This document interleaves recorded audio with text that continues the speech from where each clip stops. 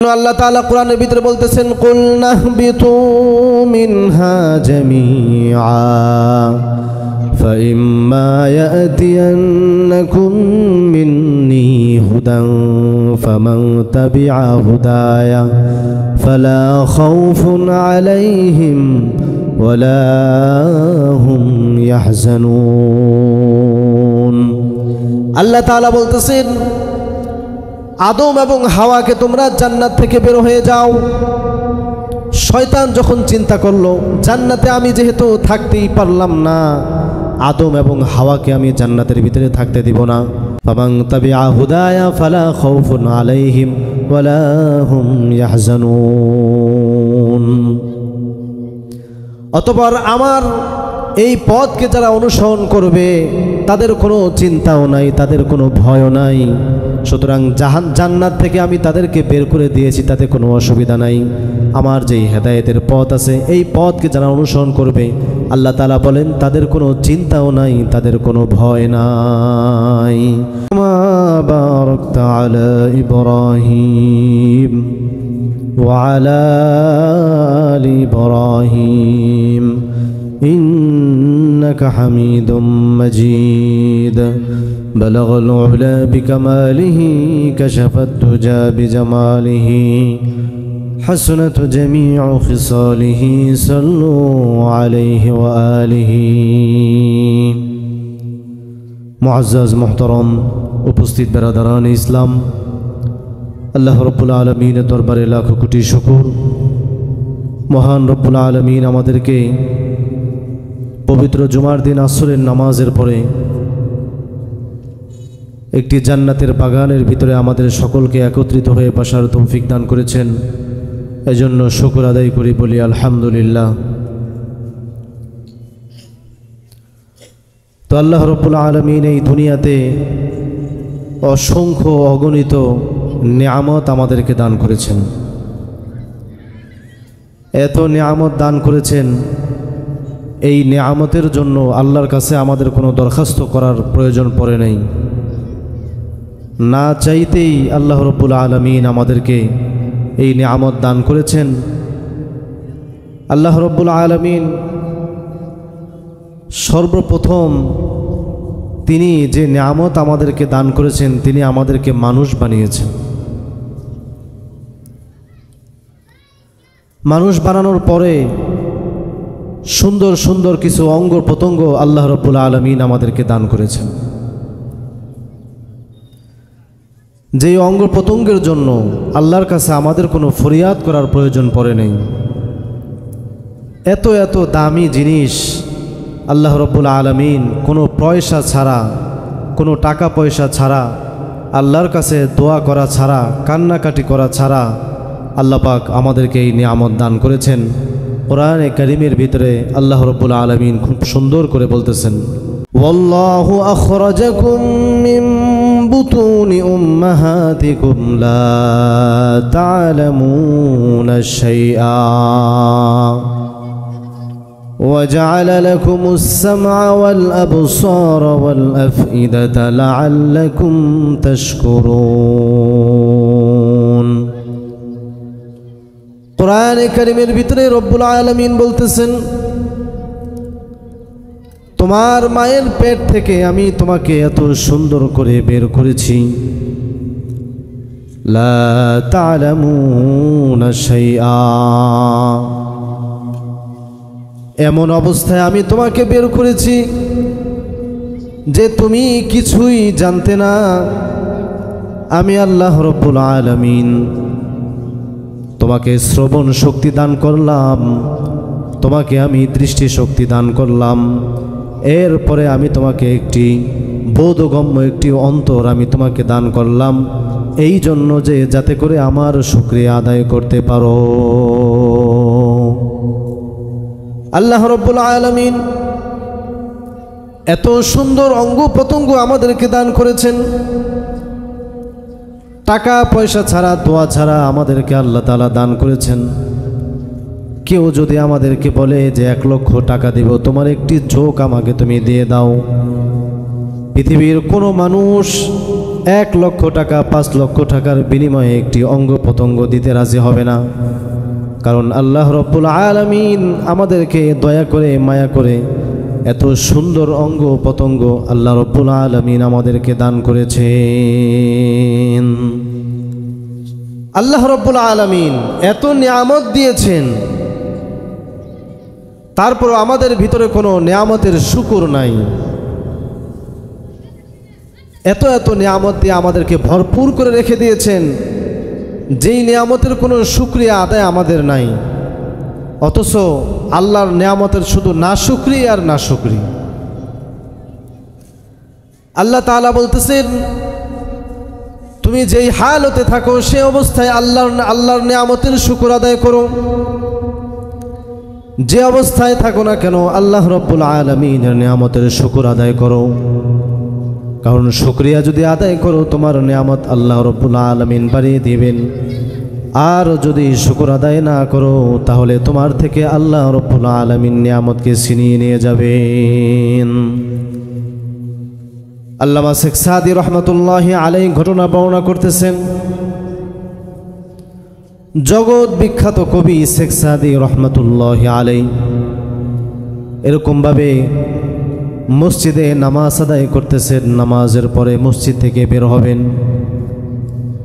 শেখ সাদি রহমতুল্লাহি আলাইহির পায়ের জুতা নাই, কি পায়ে দিবেন? প্রচণ্ড গরমের সময় খালি পায়ে রাস্তায় কিভাবে পাড়া দিবেন? এত গরম। আল্লাহর ব্যাপারে অভিযোগ করতেছে, আল্লাহ তোমার এত বড় দুনিয়ার ভিতরে একজোড়া জুতা আমার পরার মতো নাই। কত মানুষকে তুমি কত কিছু দিলা, কত মানুষের দামি দামি জুতা আছে, কিন্তু আমার একজোড়া জুতা নাই পরনের মতো। মসজিদ থেকে বের হয়ে একটু পাশে তাকিয়ে দেখে একজন ভিক্ষুক ভিক্ষা করতেছে, তার একটি পা নাই। শেখ সাদি রহমতুল্লাহি আলাইহি বলেন, সাথে সাথে তিনি দৌড় দিয়ে মসজিদের সেজদার ভিতরে পড়ে গেছেন। সেজদায় পড়ে গিয়ে আল্লাহ রব্বুল আলামিনের দরবারে কান্নাকাটি করে ডাক দিয়ে বলতেছেন, রব্বুল আলামিন আমার জুতা নাই তো কি হয়েছে? জুতার জন্য আমি তোমার কাছে অভিযোগ করেছি, কিন্তু তোমার অমুক বান্দার পা নাই। আমার তো দুটি পা সবল আছে, আমি পা দিয়ে পাড়া দিতে পারতেছি। রব্বুল আলামিন তোমার দরবারে হাজারো শুকর, আমার জুতার প্রয়োজন নাই, পা যে আছে এটাই আমার কাছে অনেক বেশি। সুবহানাল্লাহ। আল্লাহ রব্বুল আলামিনের কাছে অভিযোগ করেছিল। অথচ আপনি আমি যদি আমার 3.5 হাত বডির ভিতরে যদি আমি আল্লাহর কুদরত নিয়ে যদি চিন্তা ভাবনা করি, তাহলে বাহিরে যাওয়ার আমার কোনো প্রয়োজন পড়বে না। আল্লাহ রব্বুল আলামিন কত সুন্দর নিয়ামত আমাদেরকে দান করেছেন। 2টা হাত দান করেছেন, 2টা পা দান করেছেন, 2টা চক্ষু দান করেছেন। চাইলে সমস্ত অঙ্গ প্রত্যঙ্গ দান করে তারপরে আমাদের বিবেকটাকে নষ্ট করে দিতে পারতেন, জেহেনটাকে নষ্ট করে দিতে পারতেন। আল্লাহ রব্বুল আলামিন বলেন, আমি এত সুন্দর করে তোমাদেরকে সাজাইলাম, বানাইলাম। ইন্নাল ইনসানা লাকাফুর, নিশ্চয়ই মানুষ বড় অকৃতজ্ঞ।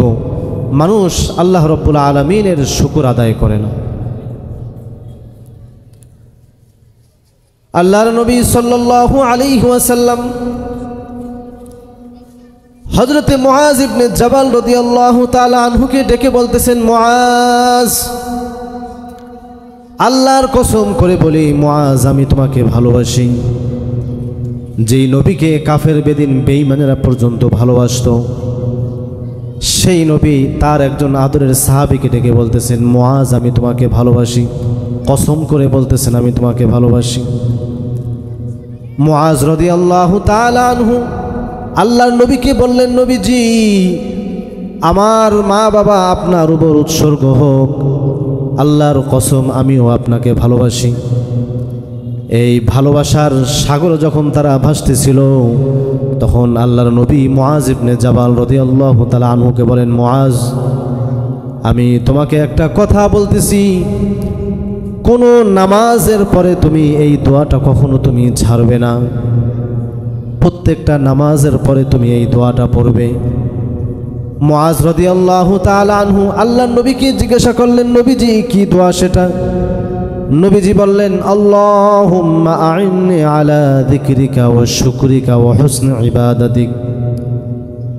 তুমি নামাজের পরে এই দোয়া পড়বা, বলবা রব্বুল আলামিন তোমার জিকির, তোমার শুকুর, তোমার নিয়ামতের শুকুর আর সুন্দর করে ইবাদত করার জন্য তুমি আমাকে সাহায্য করো। শুকরিয়া কিভাবে আদায় করতে হবে আল্লাহ রব্বুল আলামিনের পয়গম্বর জনাবে মুহাম্মদুর রাসূলুল্লাহ সাল্লাল্লাহু আলাইহি ওয়াসাল্লাম তার সাহাবী মুআজ ইবনে জাবাল রাদিয়াল্লাহু তাআলা আনহুকে বলে দিলেন, নামাজের পরে আল্লাহর কাছে এভাবে করে সাহায্য চাইবা, আমাকে জিকির করার, আপনার নিয়ামতের শুকর আদায় করার আর সুন্দরভাবে ইবাদত করার আপনি আমাকে সাহায্য করুন। তো মুহতারাম হাজরিন, আল্লাহ রব্বুল আলামিনের অসংখ্য নিয়ামতের ভিতরে আমরা ডুবে আছি, কিন্তু সেই নিয়ামতের কোনো শুকর আদায় নাই। আমি আপনি যদি নিয়ামতের শুকর আদায় করি তাহলে আল্লাহ তাআলা নিয়ামত বাড়িয়ে দিবেন, আর যদি শুকর আদায় না করি তাহলে নিয়ামতকে ছিনিয়ে নেবেন। শুকরিয়া আদায় করব তো নিয়ামত বাড়াইতেই থাকবেন, শুকরিয়া আদায় করব না নিয়ামত ছিনিয়ে নেবেন, পাশাপাশি আমাদেরকে কঠিন আযাবের ভিতরে গ্রেফতার করবেন। আল্লাহ রাব্বুল আলামিন কোরআনে কারীমের ভিতরে সুস্পষ্টভাবে বলে দিতেছেন, লাইন শাকারতুম লাযীদান্নাকুম ওয়া লাইন কাফারতুম ইন্না আযাবী লাশাদীদ। আমার নিয়ামতের যদি শুকর আদায় করো তাহলে নিয়ামতকে আরো বাড়িয়ে দিব, আর যদি শুকর আদায় না করো তাহলে নিয়ামতকে ছিনিয়ে নিব, আর তোমাদের জন্য আমি কঠিন শাস্তি প্রস্তুত রেখে দিয়েছি। নিয়ামতের শুকর আদায় করতে হবে, শুকরিয়া আদায় না করলে নিয়ামত আল্লাহ রব্বুল আলামিন আমাদের কাছ থেকে ছিনিয়ে নেবেন। শুকরিয়া জিনিসটা তো এখন আমাদের ভিতর থেকে সরে গেছে, অভিযোগের শেষ নাই, এই অভিযোগ সেই অভিযোগ। যদি কোনো মুসিবত আসে, যদি কোনো বিপদ আসে, যদি কোনো অসুস্থতা আসে, তাহলে শুধু আল্লাহর কাছে মুসিবত, আল্লাহর কাছে অভিযোগ আর অভিযোগ, অভিযোগের কোনো শেষ নাই। অথচ আল্লাহ তাআলা বলতেছেন, যে সমস্ত বান্দারা আমার ব্যাপারে অভিযোগ করতেছে তাদের আমলনামা গুনাহে ভরপুর হয়ে আছে, অথচ তারা ভরা মজলিসে আমার উপর অভিযোগ করতেছে, কিন্তু আমি আল্লাহ রব্বুল আলামিন আমার ফেরেশতাদের মজলিসে আমার বান্দার ব্যাপারে আমি কোনো অভিযোগ করি না। বলেন সুবহানাল্লাহ। আল্লাহ রব্বুল আলামিন তার বান্দাকে কত বেশি ভালোবাসেন। তো মুহতারাম হাজরিন, আল্লাহ রব্বুল আলামিন আমাদেরকে অসংখ্য নিয়ামত দান করেছেন, তার ভিতরে একটি নিয়ামত দান করেছেন, তিনি আমাদেরকে মানুষ বানিয়েছেন। তিনি চাইলে আমাদেরকে গাধা বানাইতে পারতেন, যে গাধার পিঠের উপরে মানুষ সওয়ার হইতো, বোঝা বহন করাতো, লাঠি দিয়ে পিঠে আঘাত করা হতো, অথবা আমাদেরকে বানর বানাইতে পারতেন, গলার ভিতরে শিকল পেঁচায়া, রশি পেঁচায়া রাস্তার অলিতে গলিতে আমাদেরকে নিয়ে মানুষের সামনে খেলা দেখাইতো। তো আল্লাহ রব্বুল আলামিনের কাছে এই নিয়ামতের জন্য আমরা কোনো আল্লাহর কাছে কোনো দাবি দাওয়া করি নাই, কোনো মিছিল মিটিং করি নাই। আল্লাহ পাক আমাদেরকে এই নিয়ামত দান করেছেন। আরেকটি নিয়ামত আল্লাহ পাক আমাদেরকে দান করেছেন, সেটা হচ্ছে তিনি আমাদেরকে ঈমান দান করেছেন। একটা বাচ্চা যখন জন্ম হয়, জন্মের পরে আল্লাহ রব্বুল আলামিনের নির্দেশ অনুযায়ী ওই বান্দার ডান কানে আজান দেওয়া হয়, বাম কানে ইকামত দেওয়া হয়। তার মানে হলো তুমি দুনিয়ার ভিতরে প্রথম জন্মগ্রহণ করলা, সাথে সাথেই তোমার কর্ণের মাধ্যমে, তোমার কানের মাধ্যমে আল্লাহ রব্বুল আলামিনের কালাম, আল্লাহ রব্বুল আলামিনের গুণগান তোমার কানের মাধ্যমে তোমার দিলের ভিতরে পৌঁছে দেওয়া হলো। এরপরে আরেকটু বড় হলাম, আমাদের মা, আমাদের বোন আমাদেরকে কোলে পিঠে করে মানুষ করলো। ঘুম পাড়ানোর সময় আমাদের পিঠে মৃদু হালকা আঘাত করে, মৃদু থাপ্পড় দিয়ে আল্লাহর নামের জিকির তালে তালে করে আমাদেরকে শিক্ষা দিয়েছেন। আর একটু যখন বড় হলাম, বাবা আমাদের হাতে ধরে জুমার নামাজের মসজিদে আমাদেরকে নামাজ পড়ার জন্য আমাদেরকে নিয়ে গেলেন।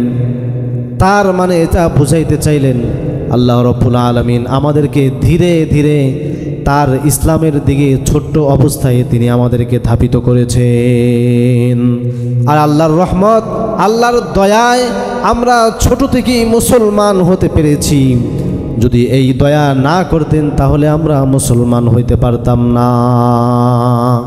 তাহলে আমাদেরকে ঈমান দিয়েছেন, মুসলমান দিয়েছেন, এটা আল্লাহ রাব্বুল আলামিনের সবচেয়ে বড় নিয়ামত।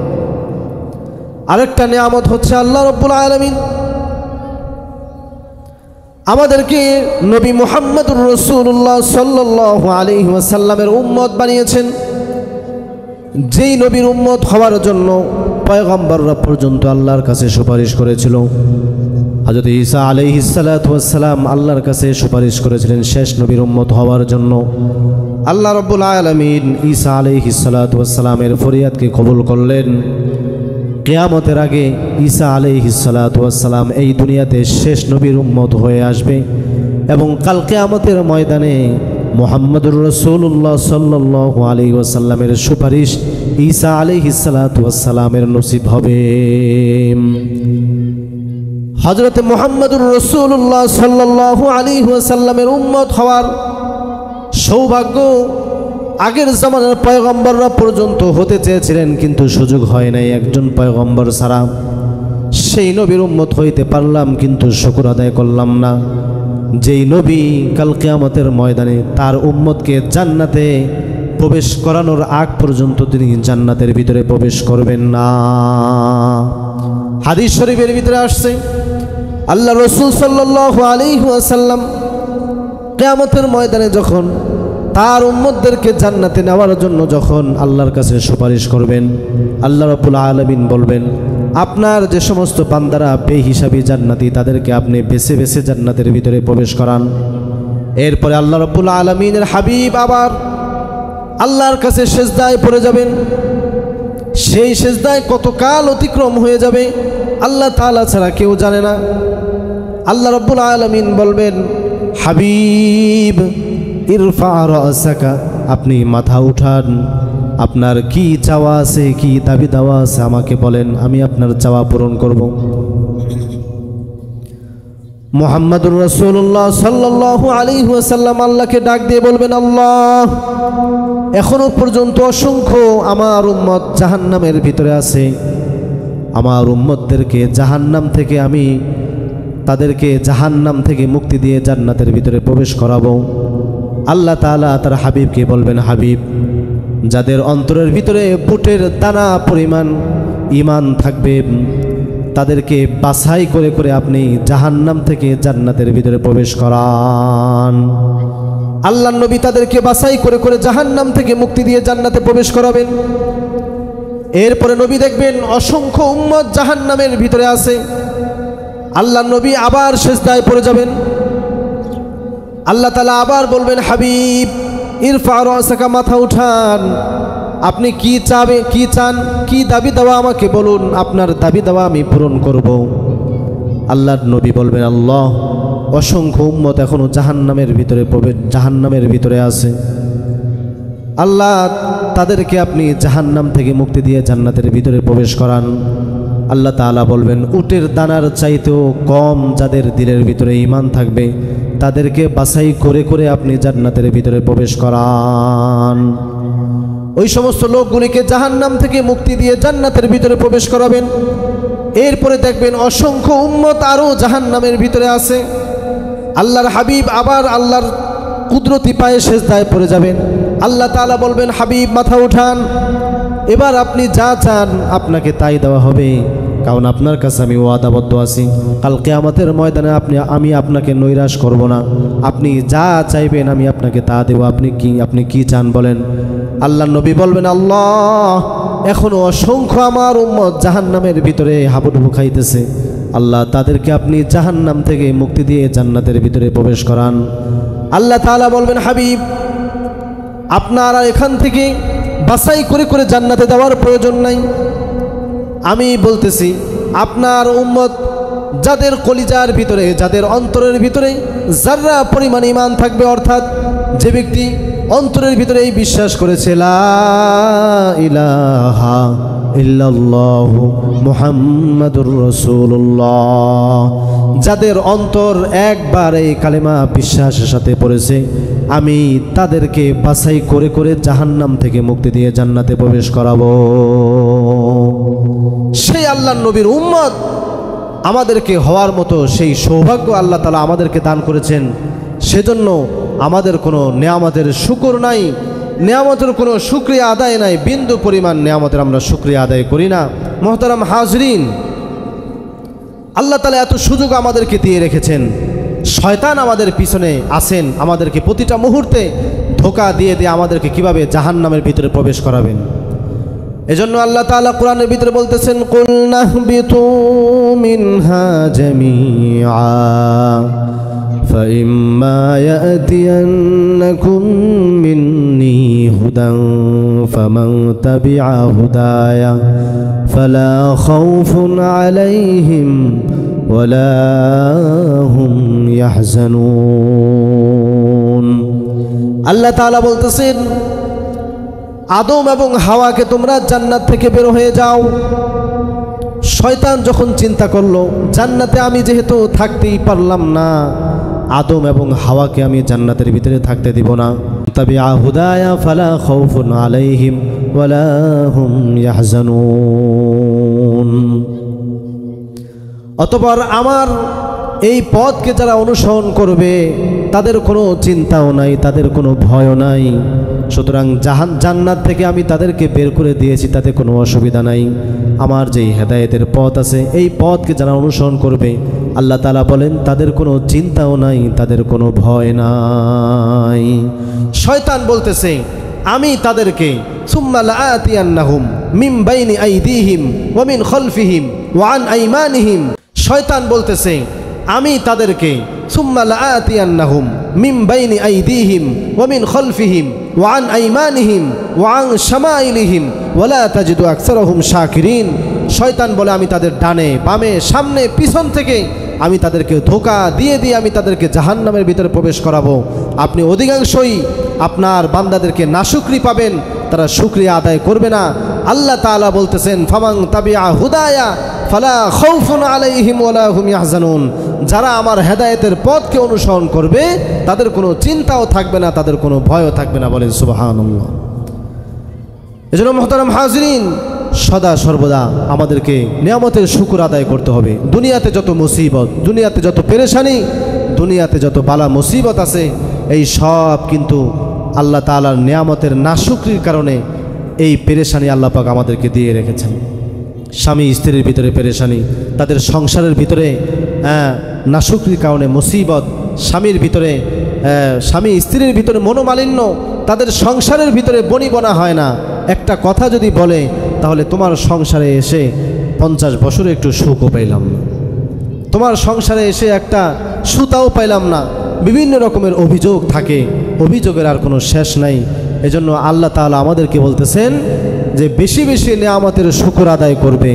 নিয়ামতের শুকর যদি আদায় করো তাহলে নিয়ামত বাড়ায় দিব। যত শুকর আদায় করবে তত নিয়ামত বাড়াবো।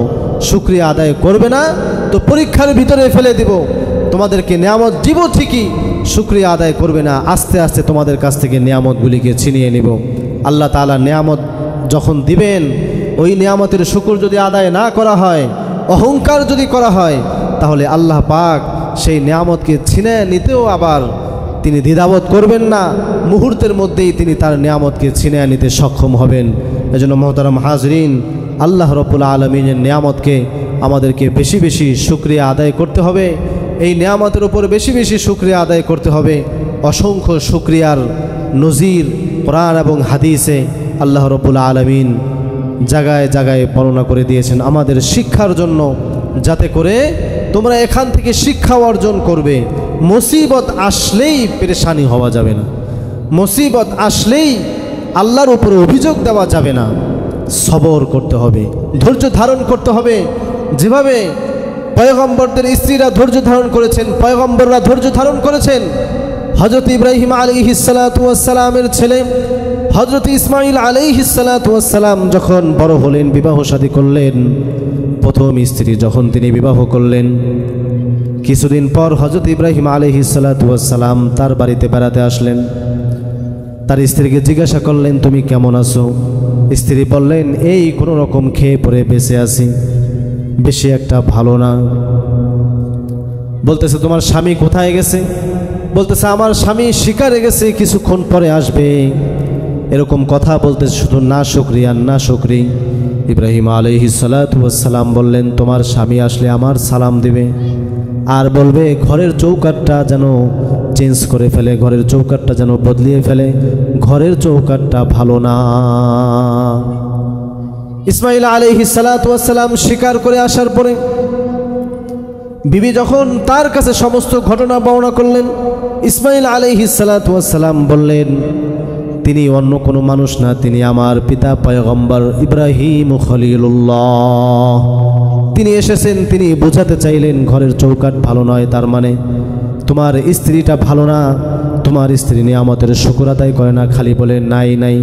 এজন্য চৌকাঠ চেঞ্জ করতে বলেছে, মানে স্ত্রীকে চেঞ্জ করতে বলেছে, তালাক দিতে বলেছে। ইসমাইল আলাইহিস সালাতু ওয়াস সালাম প্রথম বিবিকে তালাক দিয়ে দিলেন, আবার দ্বিতীয় আরেকটি বিবাহ করলেন। 2 বছর পরে ইব্রাহিম আলাইহিস সালাতু ওয়াস সালাম ইসমাইল আলাইহিস সালাতু ওয়াস সালামের বাড়িতে আসলেন। বাড়িতে এসে তাকে জিজ্ঞাসা করলেন, কেমন আছো? বলতেছে, আলহামদুলিল্লাহ। স্বামী হিসাবে ইসমাইলকে তুমি কেমন পেয়েছো? বলতেছে, অত্যন্ত নম্র ভদ্র খোদাবিরও একজন স্বামী আল্লাহ রাব্বুল আলামিন আমাকে দান করেছেন। তোমাদের সংসার কেমন চলতেছে? বলতেছে, আলহামদুলিল্লাহ। যখন যা আসে আলহামদুলিল্লাহ, যখন খাবার না থাকে তখন আমরা দুজনে মিলে সবর করি, যখন খাবার থাকে তখন দুজনে মিলে আমরা শুকরিয়া আদায় করি। ইব্রাহিম খলিলুল্লাহ আলাইহিস সালাতু ওয়াস সালাম তার বিবিকে বললেন, তোমার স্বামী আসলে বলবে আমার সালাম দিবে তাকে, আর বলবে ঘরের চৌকাঠটা বড় ভালো, এই চৌকাঠটা যেন মরণ পর্যন্ত যেন এই চৌকাঠের হেফাজত করে। স্বামী ইসমাইল আলাইহিস সালাতু ওয়াস সালাম বাড়িতে আসার পরে বিবি ইসমাইল আলাইহিস সালাতু ওয়াস সালামকে ঘটনা বর্ণনা করার পরে ইসমাইল আলাইহিস সালাতু ওয়াস সালাম বলেন, আমার পিতা ইব্রাহিম আলাইহিস সালাতু ওয়াস সালাম এই চৌকাঠের কথা বলে একথা বোঝাতে চাইলেন যে তুমি যে স্ত্রী বিবাহ করেছো, এই স্ত্রীটা বড় ভালো, আল্লাহর নিয়ামতের বেশি বেশি শুকর আদায় করে, মুসিবত আসলে ধৈর্য ধারণ করে। এই স্ত্রীটা তোমার, এই স্ত্রীকে তুমি সারা জীবন যত্ন করে রাখবে, এই স্ত্রীকে ভালোবাসবে, মহব্বত করবে, মরণ পর্যন্ত তাকে মহব্বত করবে, তোমার কাছে আগলিয়ে রাখবে। এই কথা আল্লাহ তাআলা বোঝাতে চাইলেন। তার মানে বোঝা গেল সর্ব অবস্থায় আল্লাহ রাব্বুল আলামিনের শুকরিয়া আদায় করতে হবে। পয়গম্বর ইব্রাহিম আলাইহিস সালাতু ওয়াস সালামের দোয়ার বরকতে ইসমাইল আলাইহিস সালাতু ওয়াস সালামের দ্বিতীয় স্ত্রীর গর্ভে থেকে যত সিলসিলা বের হয়েছে, যত বংশধর বের হয়েছে, সেই বংশধর থেকে মুহাম্মাদুর রাসূলুল্লাহ সাল্লাল্লাহু আলাইহি ওয়াসাল্লাম জন্মগ্রহণ করেছেন। এই কথার দ্বারা আল্লাহ তাআলা একথাই বুঝাইতে চাইলেন, বড় কৃতজ্ঞ শুকরিয়া আদায়কারী বান্দা আল্লাহ অনেক ভালোবাসেন। আমাদের তো নাশুকরির কোনো শেষ নাই, এই সমস্যা ওই সমস্যা, এই পেরেশানি ওই পেরেশানি, আল্লাহ খালি আমাকেই চোখে দেখে, আর কোনো মানুষকে চোখে দেখে না, শুধু পেরেশানি আর পেরেশানি। তো আল্লাহ তাআলা বলেন, এই পেরেশানি তুমি কি বলতেছো? শুধু পেরেশানি বলো, যেই নিয়ামত আমি তোমাকে দান করেছি ওই নিয়ামতের চাইতে এই পেরেশানি তোমার বেশি না? ওই নিয়ামত আল্লাহ পাক অসংখ্য নিয়ামত দিয়েছেন, নিয়ামতের চাইতে পেরেশানি খুব কমই দিয়েছেন। এই পেরেশানির উপর সবর করতে হবে, সবর করলে আল্লাহ রাব্বুল আলামিন আমাদেরকে নিয়ামত বাড়াইয়া দেবেন। মুহতারাম হাজরিন, আল্লাহ রাব্বুল আলামিন যেন এই কথাগুলোকে যেন মূল্যায়ন করার আমাদেরকে যেন তৌফিক দান করে। এই শুকরিয়া আদায় করতে হবে, মূল্যায়ন করতে হবে, নিয়ামতকে মূল্যায়ন করতে হবে। নিয়ামত চলে গেলে মূল্যায়ন করলে কোনো লাভ হবে না। খাঁচার পাখি যদি খাঁচা থেকে বের হয়ে যায় তখন শত আফসুস করলেও লাভ নাই। ধনুক থেকে যদি তীর বের হয়ে যায় শত আফসুস করলেও সেই তীরকে আর এখানে আনা যাবে না। এজন্য নিয়ামতের কদর করতে হবে। যেই নিয়ামত আল্লাহ পাক আমাদেরকে দান করবেন ওই নিয়ামতের কদর করতে হবে, তাহলে আল্লাহ পাক নিয়ামত বাড়াইয়া দিবেন। আল্লাহ রাব্বুল আলামিন আমাদেরকে বেশি বেশি আল্লাহ পাকের নিয়ামতের শুকর আদায় করার তৌফিক দান করুন। সকলে বলেন আমিন। ওয়া আখিরু দাওয়ানা আনিল হামদুলিল্লাহি রাব্বিল আলামিন। আসসালামু আলাইকুম ওয়া রাহমাতুল্লাহি ওয়া বারাকাতুহু।